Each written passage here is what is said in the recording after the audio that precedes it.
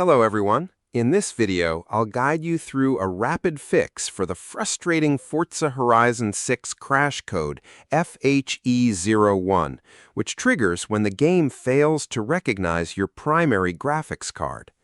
To force your PC to prioritize the correct hardware, right-click anywhere on your desktop and open the Windows Graphics Settings menu. Click the Browse button, find the main Forza Horizon 6 executable file inside your installation folder, add it to the list, click Options, and lock it to High Performance.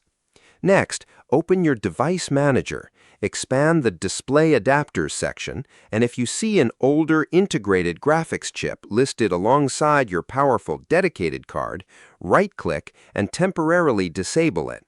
This forces the game engine to launch directly using your main GPU, bypassing the hardware check failure entirely.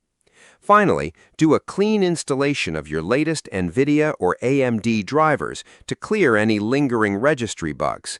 Restart your PC and enjoy the open roads without another startup crash. Subscribe the channel.